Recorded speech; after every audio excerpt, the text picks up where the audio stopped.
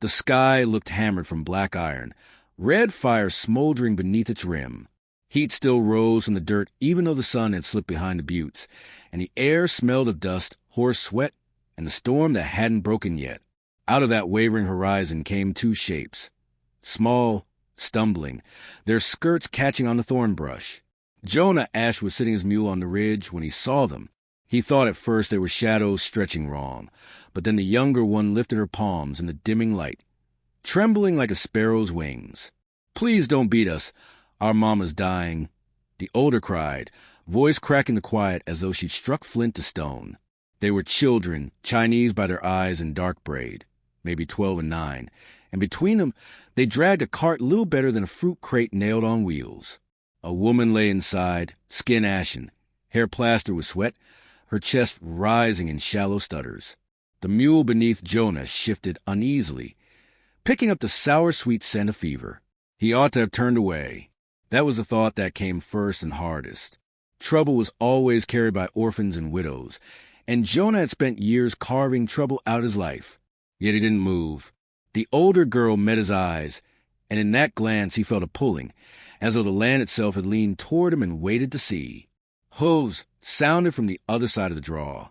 4 riders came out of the canter, their silhouettes jagged against the red horizon.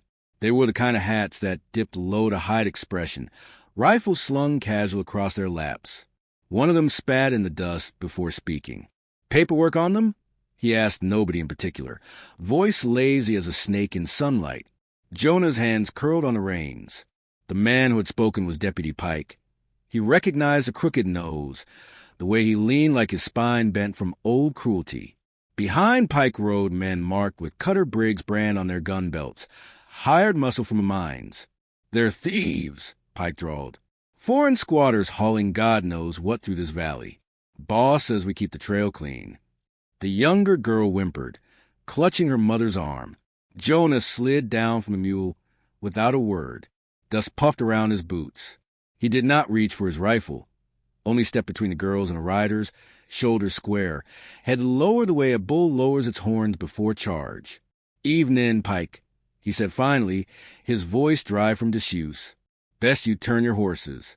Storm's coming." One of the riders laughed, too loud, and drew his reins closer. "Old man wants to play hero." His hand brushed above his revolver. Jonah moved faster than thought. A twist, a grab, and the revolver was wrenched free. He cracked the man across the temple with the barrel and sent him sprawling into the dirt.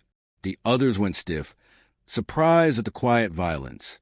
Pike's eyes narrowed. Snake mean.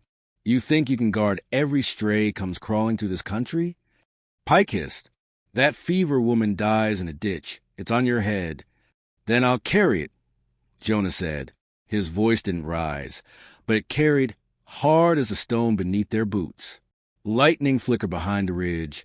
Silent for the moment. A ghost flash. The riders shifted, unsettled. Pike spat again, marking the ground. "One night, Ash, you get em gone by morning. If not, we bring 20. He wheeled his horse, and the others followed, leaving the one Jonah had clubbed groaning in the dirt. The older girl tugged Jonah's sleeve. "Please, help her," she whispered. The younger's eyes were wide as winter moons, watching him as if his decision were the only one that mattered in the world. Jonah glanced once more toward the horizon, where Briggs' men had vanished into smoke-colored dusk. He knew what it meant, sheltering them. He knew men like Briggs didn't give warnings twice. Yet he lifted the woman from the cart, light as she was, and her heat burned through his shirt like a coal pressed to his chest. His cabin sat a mile up the Deer Run, half swallowed by juniper and stone. He'd built it for solitude, for silence, not for guests and never for children. The mule pulled the cart with a groan as the girls trudged beside it, their hands clasped tight. The woman muttered in fever, syllables broken, but Jonah caught fragments, river words, maybe names, maybe curses. By the time they reached the cabin, the first thunder cracked. Rain smelled close, though none yet fell. Inside, the single room felt smaller with the minute, firelight painting their shadows against rough-hewn walls. The older girl, who said her name was May, sat beside her mother's pallet, dabbing sweat with a rag. The younger, Lien, clung to Jonah's sleeve as though the cloth itself promised safety. Jonah stirred the fire, listening to the storm gather outside. He'd sworn off this sort of entanglement years ago, sworn he'd bury his name with his past. But the sight of those children kneeling beside their mother's fevered body made the oath feel hollow as a dry gourd. A knock sounded, sharp against the doorframe. Jonah's hand went to his knife before the second knock fell. Then a lantern's glow pushed through the cracks, and a woman's voice called low, steady. "It's Wheeling. Open up." He hesitated, then lifted the bar. She stepped inside, rain flecking her hair, a leather satchel slung over her shoulder. Her eyes swept the scene with the cool precision of someone who had seen fever too many times before. Without asking, she knelt by the pallet, drew out vials and cloths, and set to work. Jonah watched her press her to the woman's lips, needle pricks along the wrist to draw heat. She glanced at him once, and something passed between them. Not trust, not yet, but recognition. They were both keepers of burdens too heavy to speak aloud. The storm broke then, sudden and hard, rain lashing the roof like 1,000 thrown stones. Thunder rattled the boards. May and Leanne huddled close, their mother gasping with each flash. Jonah stood in the doorway, the storm soaking his shirt, watching the ridge below. He knew Pike would return. He knew Cutter Briggs would not let go once he set his sights. And he knew that by lifting that fevered woman into his arms, by giving the girls his fire and roof, he had set something in motion that would not stop short of blood. Behind him, May's voice trembled in the dark. "You won't let them take us, will you?" Jonah closed his eyes, rain running down his face. He remembered a battlefield, a name shouted in smoke, a boy's hand he had failed to save. He thought of how silence had been his companion all these years, and how now 2 pairs of eyes had filled it with a question he could not ignore. When he turned back inside, his answer was not words, but motion. He laid his rifle across the table, checked the chamber, and let the firelight catch the steel. The girls stared at the weapon, then at him, understanding more than their years should allow. The storm roared, but inside the cabin a different silence settled, heavy and certain. Whatever road lay ahead, it had already begun. Morning came thin and gray, leaking through the slats of the cabin wall like smoke. The storm had blown itself ragged in the night, leaving the world washed raw. Jonah sat in the doorway with his rifle across his knees, eyes heavy but unclosed. He had not slept. He listened instead to the breathing inside. The 2 girls curled together on the floor, the healer murmuring low chants in another tongue, and the rasping breath of the fevered woman. She was still alive, though life clung to her like a frayed rope. When Jonah finally rose and stepped to her side, he saw her lips cracked and pale, whispering sounds too faint to catch. Wheeling dabbed her forehead with cloth soaked in willow water. She looked up at him, the lamplight making hollows of her eyes. "She needs more than I can give," she said softly. "The fever runs deeper than herbs can chase." The older girl stirred awake, rubbed her eyes with the heel of her palm, then leaned over her mother. "Mama?" The word was a thread about to snap.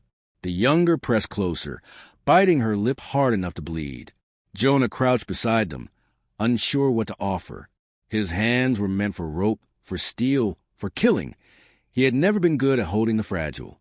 Still, he placed one hand on the pallet edge, close enough for them to feel the weight of his presence. The woman stirred, eyes half open, glazed but fierce. She looked at him as though she recognized something buried. Her voice rasped, "Protect them." Then her gaze shifted to her daughters, and in her own tongue she whispered words that made the older girl stiffen, as though a secret had been passed like a torch. By noon the fever broke her body. She exhaled once, long, almost peaceful, and did not draw again. For a moment no one moved. The world seemed to stop, listening. Then the younger child sobbed, sharp and raw, and the older wrapped her arms tight around her. Wheeling lowered her head, murmuring something like a prayer. Jonah stood rigid, as though carved from the same timbers that held the roof. When the girls' cries quieted into hiccup breaths, Jonah slipped outside. The sky had cleared to a brittle blue, the land scrubbed sharp by rain. He walked into the sage, far enough that their sounds became muffled, and then he dropped to his knees. His hands pressed into dirt damp with storm, and the smell of it rose thick in his throat. He had buried men by the dozen in war, friends and enemies alike. But each time he swore he would never be the one left to hear children cry over a body. Yet here he was. He did not weep aloud. He pressed his forehead to the earth and let the land absorb it. When he rose again, his face was cut with dust streaks that might have been tears. Toward dusk, hoofbeats sounded on the trail. Jonah reached the cabin door before the others noticed, rifle already raised. A single rider approached. Sheriff Ada Finch, broad-shouldered, had shadowing eyes sharp as flint. She reined in before the cabin, her horse blowing mist in the cooling air. "Evening, Jonah," she said. Her tone carried both recognition and warning. "Word in town is you tangled with Pike's men last night." Jonah kept the rifle low, but ready. "They rode off breathing," he answered. "That's more mercy than they'd have given." She glanced past him to the doorway, where May and Lien peered out, faces blotched with grief. Ada's jaw tightened. Briggs won't let this lie. He's already rattling the bars, claiming these girls are thieves, vagrants, maybe worse. He'll use the law if he can, lead and fire if he can't. "They've lost their mother," Jonah said, his voice roughened, unpracticed and pleading. "That's crime enough for one life." Ada's gaze lingered on him. They shared history, unspoken but weighty.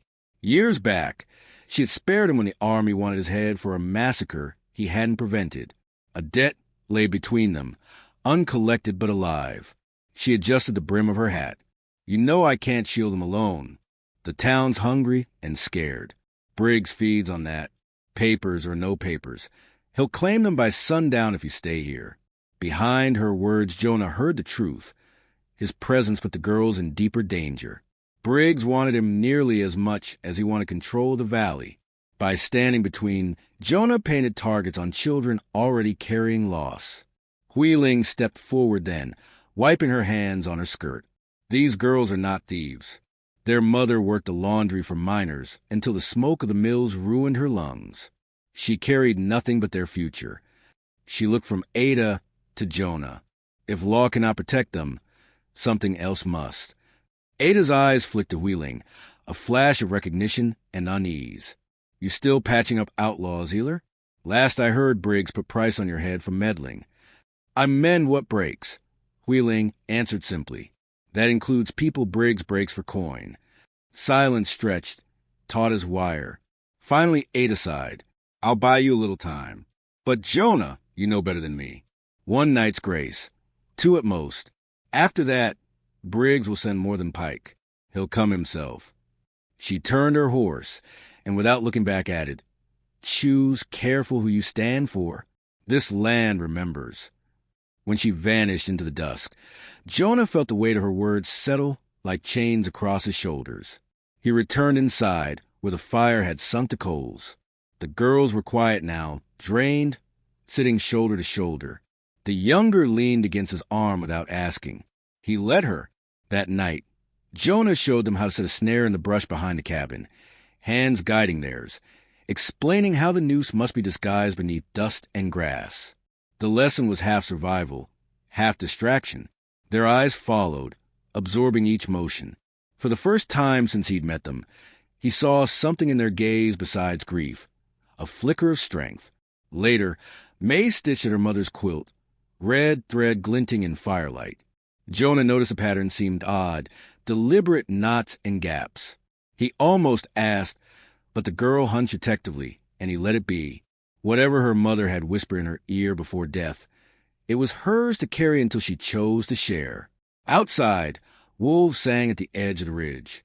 Inside, Jonah sat with the rifle across his knees, listening to the girls breathe.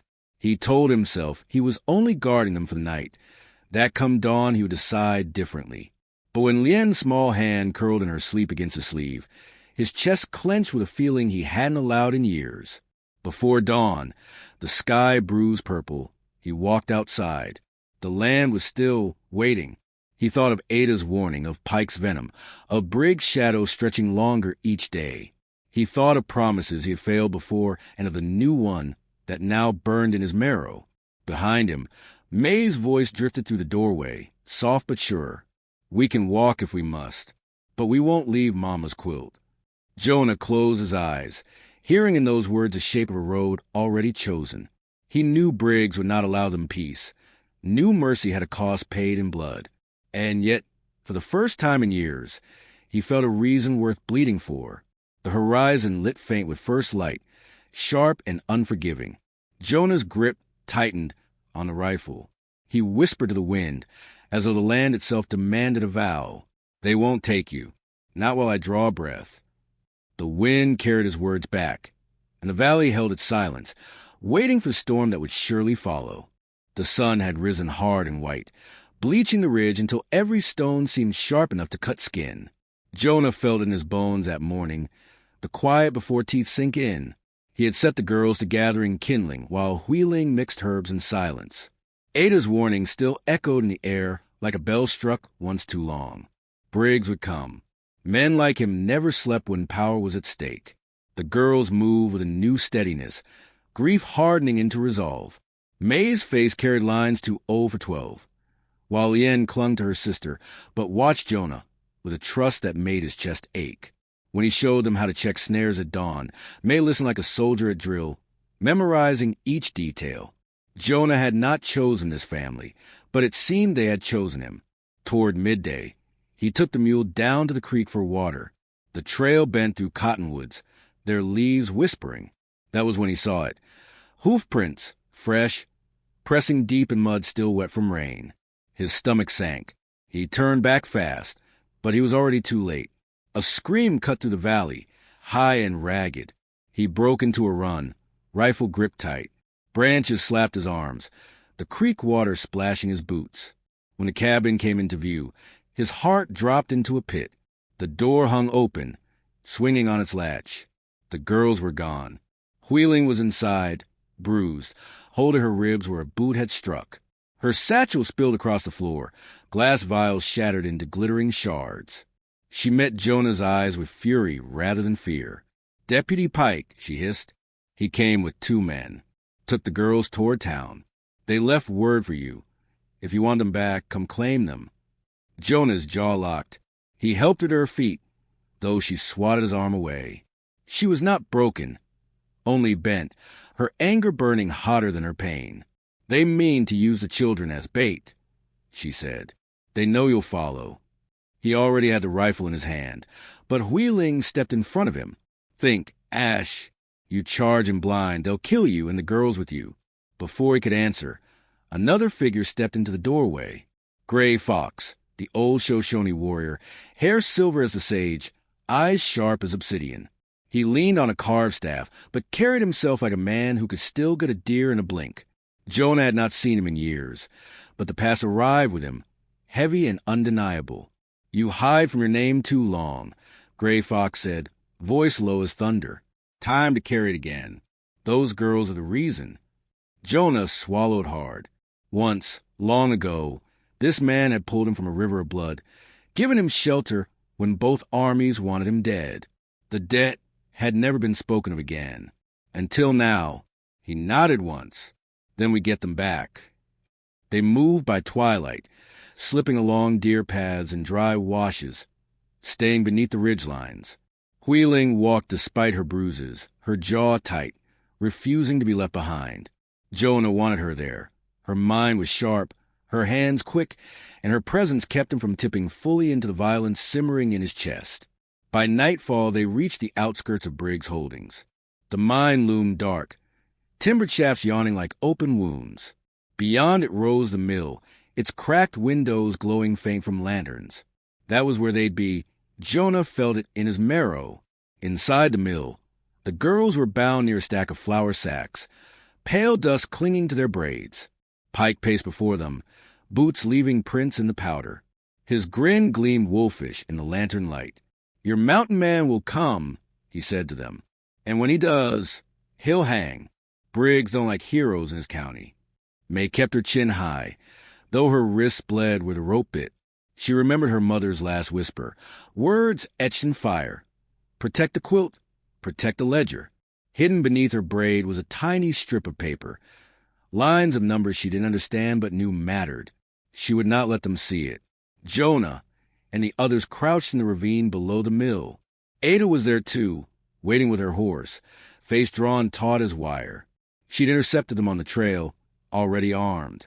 "Briggs is inside," she said quietly. "Half his men with him. They're making a show of it. Figures you'll charge in, and the town will see you as the outlaw they claim." "Then we don't give them the show," Hui-Ling said. Her voice cut sharp through the night. "We take the girls out before the trap snaps shut." Gray Fox knelt, drawing shapes in the dust with his staff. One enters through the ravine, two from the gate.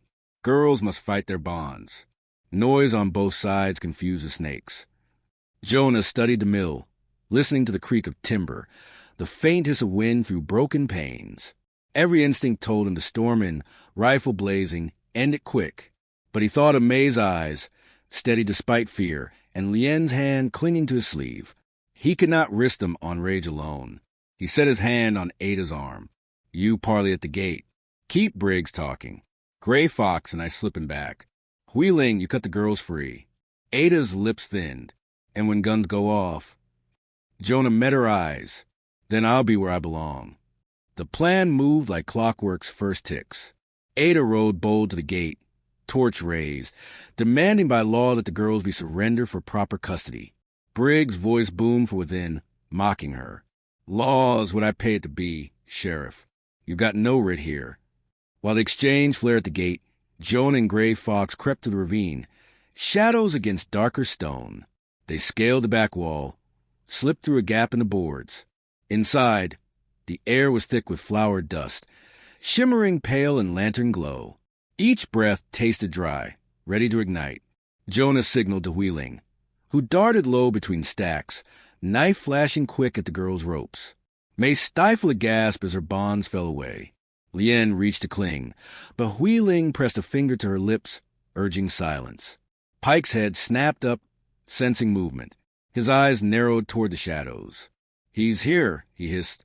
Then he struck flint to lantern glass, and a spark leapt wild into the air. Flour dust swirled, hungry for flame.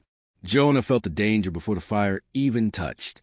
The whole mill was a powder keg. He shouldered his rifle, sighted Pike in the glow. The shot would end him. But Briggs' shout echoed from the catwalk above. "Light it! Burn the place if you have to." In that instant, Jonah knew the choice was no longer just rescue. It was survival against fire, steel, and lies thick as dust. The lantern tipped, flames licking into the air. The mill seemed to take breath, waiting to explode. That closes Section 3. 1,200 words of girls captured. The rescue planned, tension wound tight, and the flames licked high, turning flour dust into a silver haze that caught the lantern light like stars. Jonah pulled the girls behind a timber beam, heart pounding, lungs burning with powdery air. Hui-Ling pressed them close, whispering steady words even as sparks leapt from the boards above. The mill creaked like an old beast about collapse. On the catwalk, Briggs leaned over the railing, his face split by a grin carved from cruelty. "You think you can steal from me?" he barked down at Ada, who stood resolute at the gate, torch in hand. "Those girls are proof the law bends, or it breaks. This whole valley is mine." Ada's voice carried clear despite the roar of fire. "Not tonight, Briggs. Not with half the town watching." Her words were for the men lurking in the shadows beyond. Miners drawn by the commotion, eyes hungry for truth. Pike, wild-eyed, kicked at a lantern, sending it skittering across the floorboards. The glass burst, fire licking greedily along spilled oil. He drew his pistol, the barrel gleaming orange in the firelight. "Bring him out," he shouted. "Bring me Ash's hide." Jonah moved low, silent, circling the stacks. Gray Fox followed at his shoulder, staff in hand, eyes sharp despite age. They slipped like shadows, the rifle steady in Jonah's grip. The heat seared his skin, sweat cutting paths through soot on his face. Pike lunged toward the girls, firing a shot that cracked timber inches from May's head. Hui-Ling shoved them flat, then rose with blade in hand, striking fast. Steel flashed, cutting a line across Pike's arm. He howled, swung back, but Jonah's rifle barked once, the shot knocking the pistol from his hand. Pike stumbled, clutching his bleeding arm, teeth bared like a cornered animal. Briggs roared from above. "Kill them all. Burn it down." Jonah climbed the ladder to the catwalk, boards groaning under his weight. Each step felt carved with purpose. Briggs waited, revolver drawn, the firelight gilding his face in devil hues. "You don't belong here, Ash," he sneered. "You're nothing but a relic, a ghost from wars no one cares to remember. These hills belong to men who take." Jonah leveled his rifle. The air between them quivered with heat, smoke, and years of buried guilt. "You've taken enough," he said. His finger tightened, but then he stopped. Killing Briggs here, in fire and fury, would make him martyr to fear. He thought of the girls watching, of Ada at the gate, of the miners beyond who needed more than blood. They needed truth. He lowered the barrel, choosing a different strike. With his free hand, he wrenched the ledger pages from his coat. Torn from May's quilt, numbers scrawled in stolen wages and false deeds. He slammed them against the catwalk rail, holding them up to the crowd below. This is what Briggs built on: your names, your sweat, your graves. The men below surged closer, murmurs growing into shouts. Faces turned hard with recognition, betrayal etched deep. Ada raised her voice over the din. "This is the proof. You want justice? It starts now." Briggs' eyes went wide, fury choking him. He lunged, but Jonah twisted aside. The revolver fired, the bullet sparking off steel. Jonah struck back with the rifle stock, slamming Briggs against the rail. The old timber shuddered under the impact, then gave way with a splintering crack. Briggs toppled into the smoke and flames, his screams swallowed by the roar of fire. Pike, clutching his ruined arm, staggered toward the door. "You'll hang for this, Ash," he spat. But Ada's pistol fired, shattering the revolver in his hand. He dropped to his knees, cursing, as miners swarmed to drag him down. The fire spread fast now, timbers collapsing, sparks raining from the rafters. Jonah hauled May into his arms, while Lien clung to wheeling skirts. Gray Fox led them toward the broken wall, where cool night air rushed through. They spilled out into the open, the mill behind them collapsing in a wave of flame and smoke. The miners gathered, some coughing, some shouting, but all with eyes fixed on the fallen papers Ada held high. The truth had spread like the fire, unstoppable. Briggs was gone, Pike in chains, and the valley no longer belonged to fear. Jonah set the girls down, their faces smudged with soot, eyes wide but unbroken. May clutched the quilt tight against her chest, though it was torn and burned along the edges. Inside, the hidden strip of numbers was safe. She lifted her chin, the strength of her mother's last whisper still burning in her eyes. Ada approached Jonah, smoke clinging to her coat. For a moment, they only looked at one another, the old weight of history balanced on the knife edge of now.